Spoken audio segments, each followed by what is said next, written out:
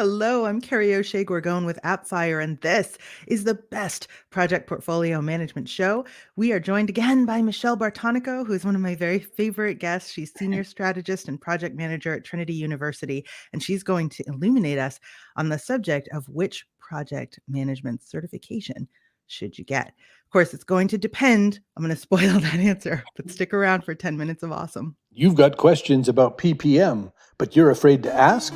Well, wait no longer. Appfire presents the best project portfolio management show by Appfire. Now, Michelle, you've got certification. So you're a certified project management professional, a certified project management professional that's completed the Google Management Project Program, the search engine optimization specialization from UC Davis. Like, you've got lots and lots of certifications. So let's talk about it. What are the options and how do you pick the one that makes sense for you? Yeah, so you've probably heard a lot about project management recently because I think with the reintroduction, or I guess it's less taboo to work from home or remote now. So the flexibility of having project management under your belt is advantageous. So I think people are definitely exploring this a little bit more than they have in the past. So the first thing you're probably going to notice is that you have sort of an alphabet soup of acronyms and things that you're trying to wade through. You've got a certified Scrum Master, and you've got PMPs, and then you've got the PMI ACP, and all these other different, all these other things. And so you've sort of tacked them all on. So yeah, like where do you start? Where do you start? And so here's my recommendation. My recommendation would be to start with the question why. And here's what I mean by that. So you've probably heard this a lot of times, whether or not you're in marketing, you're tackling a project, or you're in project management and you're saying, well, why are we even here? What are we doing?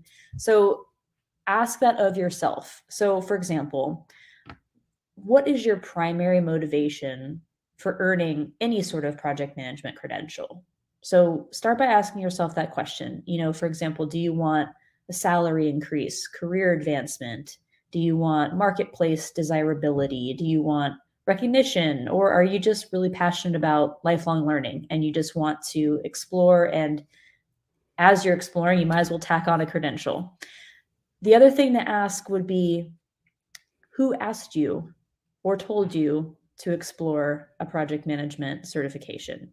So, for example, did your boss come knocking at your door and say, hey, you might want to look into XYZ?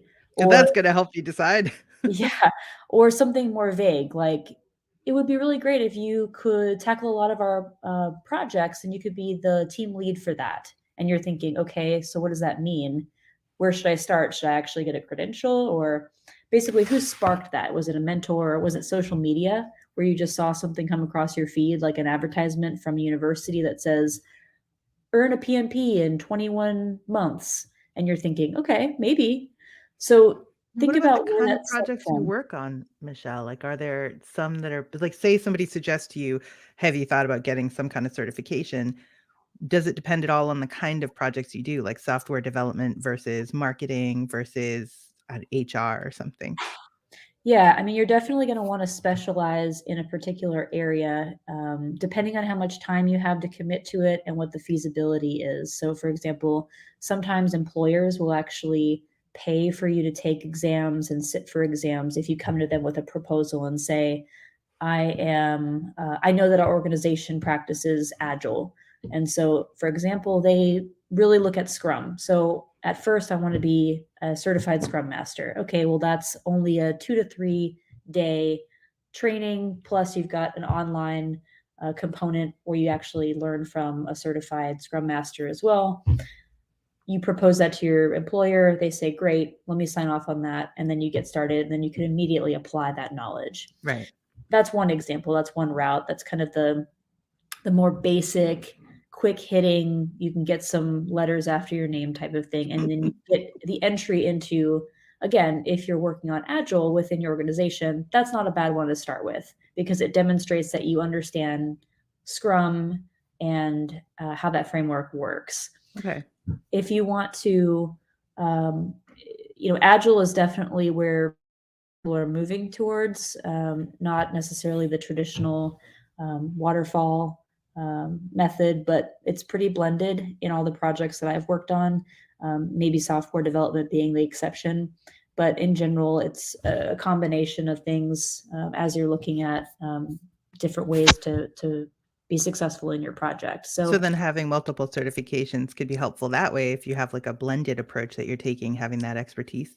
Yeah, if I could do it again, I would do ultimately a PMP, and then I would probably do the ACP, which is also offered by the Project Management Institute. So the kind of gold standard is the Project Management Institute, and so that's where you're going to find the PMP. You're going to find what I just mentioned, which is the ACP, which is the Agile Project Manager certification. So Oof, a lot of letters. I know. So yeah, that's the alphabet soup. I don't know. So you'll have this really long title on LinkedIn. Like your name will get really long. But fold out business cards. That would show for sure that you have that breadth of applied knowledge. The main difference between the Agile Project Manager certification and the CSM, which is the Scrum Master, is the Scrum Master. You're narrowing into Scrum.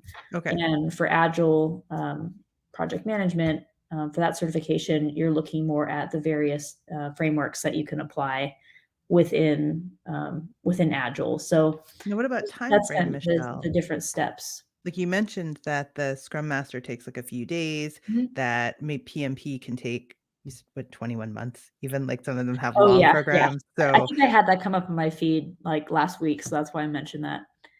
So what are you looking at in terms of time frame then if you want to get a couple of these under your belt? Should you look to invest a few months, like a year, hard hit it for like 6 weeks? What are you looking at? Well, so that's one of the other big questions you should definitely ask yourself, which is where are you in your career? Are you seeking employment and you may have a little bit more time on your hands to really just full-fledged go into maybe looking at an Agile credential like a CSM, or starting to study for your CAPM, which is your more entry-level project management certification through PMI. As that was a mouthful, so I'm trying. But what is your career situation? Are you changing career paths? Are you employed and you're just pursuing advancement?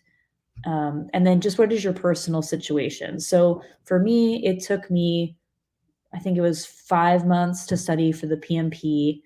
I was working at the time. That's pretty standard, I believe, or I like to think it is. But 6 months is sort of 3 to 6 months is the average for pursuing and then sitting for the PMP. Now, the one caveat I'll say here is once you've sort of asked yourself those why questions and then been like, okay, real talk, how much time do I have? Do I have how much money do I have? Yeah, how much money do I have? Do I have an employer who's potentially willing to pay for this? And you may have an employer who's willing to pay for something that's $130 and not willing to pay for the $500 one. And so you can say, okay, let me prove myself. Let me prove that I'm able to stick this out, and I'm going to be benefiting from learning these skills, and I'll apply it to the organization. Then they might ultimately increase what they're willing to pay for.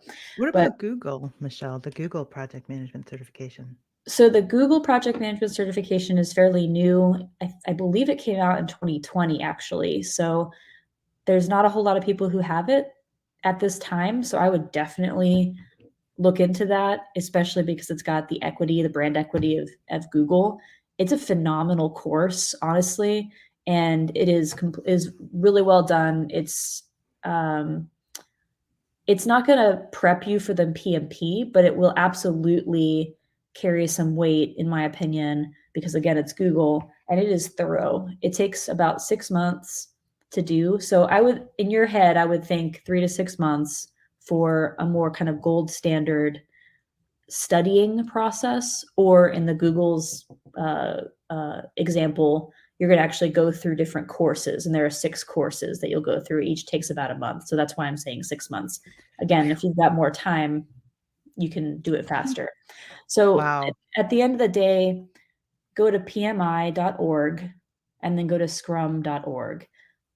That will help you decide, because there are some prerequisites. So in some ways, you'll ask yourself your why questions, and then you'll go to pmi.org, and some of it's going to be decided for you. You may not have the number of hours in project management to apply to sit for the PMP, but you may have the number of hours or the prerequisites to sit for the CAPM, which again is the entry level. So that's going to help you with that. So I would just ask yourself those kind of triage questions, and then go to those two sources, scrum.org and then pmi.org, and then filter those out, and then see where you land after that. Perfect, Michelle. Thank you so much. If you'd like more episodes of the best project portfolio management show by Appfire, go to appfire.com. Michelle, thanks again. Yeah, no problem.